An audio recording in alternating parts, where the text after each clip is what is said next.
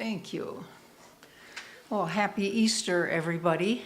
Now, today is the first Sunday of April, and our April theme in our center here is the practice of becoming. And when we say that, the practice of becoming, it means becoming who we are here to be on this earth plane. Practice becoming, learn, grow, and allow that higher power, that very power that created everything and everyone, allow that power to experience life in, through, and as each of us. That's what we are becoming. Today, my particular subject, as Brent suggested, is the path of vulnerability. So that's what I'll be talking about. But first, I just thought we should touch on this idea of Easter. Because a lot of us came from a background where Easter was sort of the thing. You know, one of the guys in my spiritual friends group talked about Easter, and he said, this is like the Rose Bowl of Christianity. And he was all excited about this week, this Holy Week. And those of us that came from that background look at it a little bit differently. And I want to talk about that a little bit. The traditional belief in Christianity around Easter is that we celebrate Easter because it was the day that it's believed that Jesus rose from the grave and he had died on the cross 3 days earlier to save mankind from their sin. Sin that would have resulted in them burning in hell forever.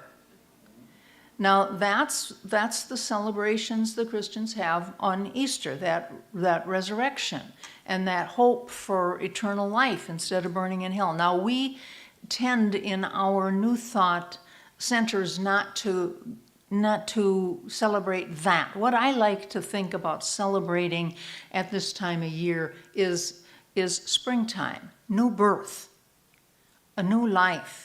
And that's kind of what happens at Easter time too. New things happen. And of course, in the times when Christ lived, there were pagans who believed in all this stuff, like they were the fertility rites and all that kind of stuff.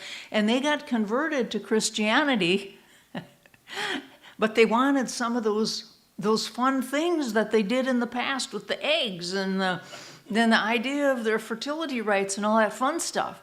So they incorporated that into their Easter celebrations, and we still do that a little bit here today, in that we celebrate the Easter bunny and the eggs and the my kids were over at my house yesterday for an early Easter celebration, and my 58-year-old youngest daughter, I know, it's hard to believe. It's hard to believe. I understand that. She is 58. I'm in the kitchen cooking. I don't cook, but I cooked yesterday. A ham. And so I see her in the entry, and she's looking in the closet. And I said, what are you looking for, Chris? And she said, oh, I just thought since you're cooking now, maybe you're making Easter baskets too. I don't know if she was pulling my leg. Sometimes I think my kids come over and check on me and look in my closets to see if I'm hoarding or just how I am living. But in any event, we have I think a little bit different look at Easter than the traditional background that most of us came from. But what I like to think about is this new life and this choice we have to make. Our choice is to set intentions. Here's what I choose to do in my life. This is what I desire. And then talk to that higher power and say, this is my goal in life. This is what I choose to have. And we're talking about things like, I declare in my life peace and love and joy and harmony. Good relationships, financial abundance. These are the things that I declare. And the other thing I think it allows us to do in this new thought idea is to look at our problems in the eye, look at that monster in the eye and say, I see you, and I know that there's a power in the universe greater than I am within me, and I can face these monsters. I don't have to hide from them. So that's one of the things we can really be grateful for, I think, as this new thought idea. Now, the teachings of Jesus, a lot of the stuff he taught was, he did not like what was going on at the time he was living. He did not like what was going on in the Jewish religion. All these laws, the Pharisees and the Sadducees, they'd write these laws down, and they were like kind of proud, I don't do any work on the Sabbath. And they told Jesus, you shouldn't heal on the Sabbath. That'd be a sin because that's work. You can't be eating grain out of the field because your disciples are hungry, because that's work when you're picking the grain. I mean, stuff like that he thought was just ridiculous, and he said so. So he was criticized for hanging out with tax collectors and with sinners like Mary Magdalene. And he really took exception to these scribes and Pharisees that wrote the law, and the scribes were the people that wrote the law down, and the Sadducees were more the ruling class, the high priests, and they were the ones that were trying to make nice with the Romans who were ruling the country at the time. So he didn't have time for their message. They thought he was trying to be an earthly king. How they got that from his message of love God with all your heart and love your neighbor as yourself, how they feared him being an earthly king with that kind of a message, hard to say. But I think as we look at those messages that Jesus said, love God with all your heart, we remember that wisdom within us. Love that God that created everything is within us, and love your neighbor as yourself. Sometimes we forget to love ourselves. We can be kind to our neighbor, but kind of forget about ourselves. And it reminds me of that old thought about when you're in the airplane, put that oxygen mask on yourself first. If you don't do that, you can't help anybody else. So let's not forget to love ourselves. And let's just remember that light within us. I think that's what it's all about. So we can become and stay aware that we are able to co-create our lives. What is it you want in your life? State that intention and do that prayerfully with your higher power, and just know that big bang energy that created everything is the power within us. We can claim things and bring them to fruition, and that indeed is something to celebrate. So that's what I celebrate on Easter, this new birth, this idea that yes, let's take the bull by the horns. Let's be grateful that there's a higher power within us and we can use it. So segue, we're going back to the practice of becoming and the path of vulnerability. One of the question to ask is this: what aspect of myself am I still hiding, and what light would I shine if I prayerfully considered that I have that power within me to guide me to something higher and better? What aspects of myself am I still hiding if I prayerfully considered that I have a power within me to guide me to something higher and better? Sometimes these aspects that we hide keep us from our good. We don't want to show that part of us, and that's our authentic self. So there's an author named Mark Nepo. We've read him in our prac classes. Some of us in my prac class, the last one I taught, we read 7,000 Ways to Listen. Mark has a hearing problem, and he was talking about this and talking about listening to your inner self, so forth and so on. I thought it was, I don't really like Mark Nepo's writing because it's a little too lovely. It's a little too poetic for me it's hard for me to read.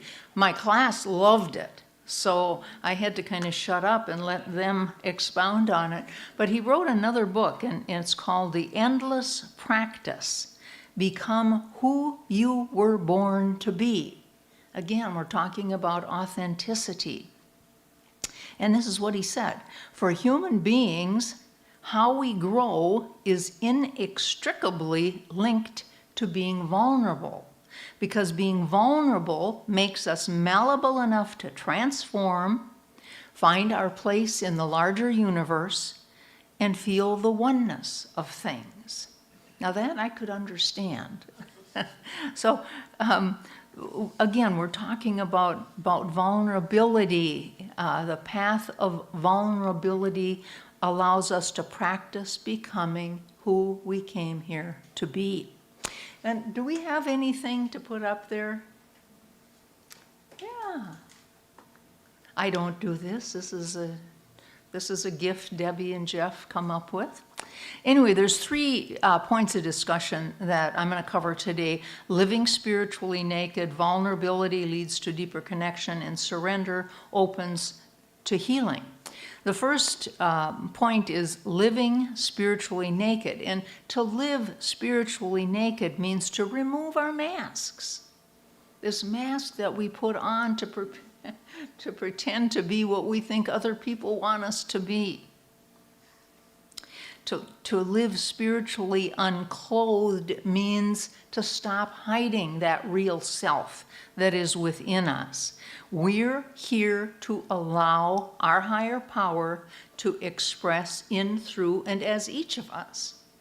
Higher power everywhere, but individually that higher power wants to express within us. What a blessing for us to know that that's what we're here for. That higher power wants to express through each and every one of us. And one of the things that higher power likes is that higher power is light of heart, lightheartedness. That doesn't come easy for me. Lightheartedness. I take my job seriously. I take whatever else seriously. And yet I think that's not what we're here for. I think we're here to trust that higher power, all the power that's there. Let it live in, as, and through us. Jesus said this: I am here that you might have life, and you might have it abundantly. That doesn't sound like something heavy. It sounds like something light. I'm here that you might have life, you might have it abundantly. We're not meant to go around with wearing sackcloth and ashes on our head like, oh boy, life is really bad. And how often do we do that? You know, we watch the news and yeah, you're right. Yeah, this is terrible. I'm going to put on my sackcloth and ashes because things are terrible. That's not the way our higher power wants to experience life in, as, and through us. So now we go on to number 2. Vulnerability leads to deeper connection. One definition of vulnerability is the capacity to be hurt or injured physically or morally. And one of the examples of us being vulnerable and trying to be tough is, think about a body of water, a lake that's frozen over. You get a lake that's frozen over, nothing gets through to it. There's no life in it. Just there, very icy. On the other hand, as that ice melts and you have water, all of a sudden you've got reflection of something, and you also have life that gets nourished in the water. And we can think of our vulnerability that way. Do we want to be this icy piece of whatever and try to keep everybody away? Or do we want to say, no, I want to be malleable. I want to be soft. What we once feared to reveal becomes the very place where good enters. I think we've heard other stories about that too. If there's a little crack, good will come in and we can take advantage of that. When we risk showing up authentically, be vulnerable to do that, we open the door to things that are higher or better. And I think of examples of people like Mahatma Gandhi, and he chose nonviolence in India. This was when the British were ruling India. He didn't like it. Most of the people didn't like it. And he said, you know, I absolutely am not going to start fighting. I'm not going to shoot anybody. I'm not going to stab anybody. I'm just going to say this isn't right, and I'm going to get everybody else to understand that too. And that's what he did. He led people to show their unhappiness with this British rule, and he did it peacefully. And even when they were threatening to put him in prison, he didn't care. He just kept pushing this idea, and he was very much responsible for India's independence from the British. He did it peacefully. Can you believe? Shouldn't we take a lesson from that, everybody? And then Martin Luther King, the same thing. Same kind of story. He wanted to explain to people we don't have to hate each other, we don't have to kill each other. Vulnerability in these examples is not collapse, it's cooperation with something that's higher. It's not giving up, it's not throwing in the towel, it's cooperating with a higher power. So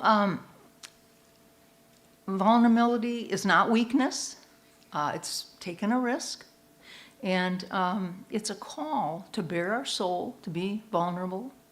And when we do that, we can have a deeper connection with our higher power, with ourselves, and we can surrender, heal, all kinds of good stuff. The class that I took this class with Brene Brown. She did it online, and it was fabulous. It was called Rising Strong, and that was the reading that Brent does was from her class, something she wrote for her class. And then for her last assignment, her assignment to us was write a poem, like 5 to 10 lines of a poem, each line starting with I am. And the idea, the goal is to discover that who we uniquely are. And sometimes we have to have assignments like this to have us start thinking and give us the opening to really think about and work on this kind of stuff in our own lives. So I'm going to share with you what I wrote, and I'm going to suggest that you think about this. Think about doing this for your assignment this week. Write an I am poem. And you'll get the gist kind of when I read it. Here's what I wrote. I am Joanne Ruth Raby Bewald, facing regrets and mistakes honestly. I am a mother who made mistakes. I am an ex-broker and an investor who made mistakes. I am an ex-wife and widow who has carried some baggage. You know, I was digging deep and putting down who I felt I was. I'm a student and messenger of the Science of Mind philosophy. We'll get into the good stuff. I'm aware of the power of looking that perceived monster in the eye and setting intentions to be free of regrets, free to live my life fully. I am a servant, bringing encouragement to anyone open to it. I am light of heart and radiate good to all. So that was my I am poem, and it's not something you want to ponder on for days. I think you want to sit down with a pencil and let your heart speak to you and just write down some I ams. And another assignment that you might want to do that might be a little bit more, do you want to pass them out? More, We'll just put it at the information table. okay. I'm going to keep one. These are going to be at the information table. And this is also from Brené's class. She said, I give myself permission to, and then you write down whatever you give yourself permission to. Oh, are we going to show a picture of it? One more. Okay, there it is. All right, so this is the idea. You write yourself permission to. And for instance, my permission slip looks like this. I give myself permission to take a day off. I give myself permission to be the bigger person and forgive. Man, what a great permission thing to give to ourselves. What a blessing. I give myself permission to spend some time reading or doing a crossword puzzle in the middle of the day. I mean, really, sometimes some of us need to do this to know that it's okay. I give myself permission to take a nap. I give myself lots of permission for that. I give myself permission to reach out to a friend that I've not talked to for a long time.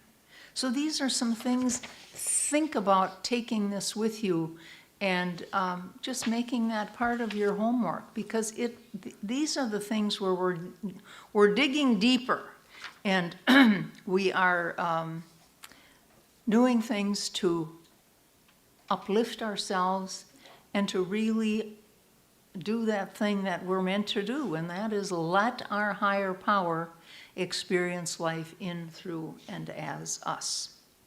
I'm going to close with a quote by Brené Brown, and then I'll do a spiritual mind treatment. She says, "The foundation of courage is vulnerability, the ability to navigate uncertainty, risk, and emotional exposure." Foundation of courage is vulnerability.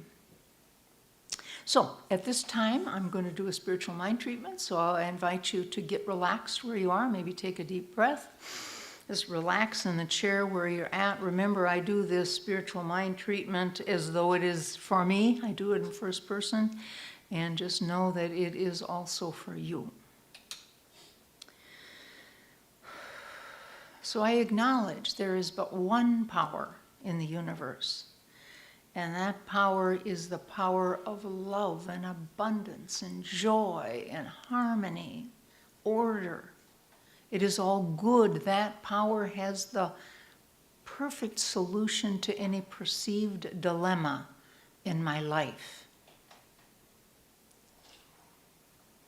And I know I am one with that very power that created everything and everyone. It experiences life in, through, and as its creation. And even though in the past I may have sometimes worn this mask and tried to hide my mistakes and perceived weaknesses, maybe I did that sometimes. I've been like that frozen lake. Nothing could get in, nothing could get out, nothing flowed. Even though that may have been the case in the past, I now set an intention to let that icy self melt, reflect good, nourish life. I discard the masks that I've worn, and I let my authentic self shine, radiate to all. I'm grateful that this is the way the law works. As Jesus said, it is done unto you as you believe. Grateful for that. Grateful for all the good in my life. Grateful for all of you sitting here today. And I release these words in gratitude, knowing that the beneficent creator of everything and everyone, does the work And so it is.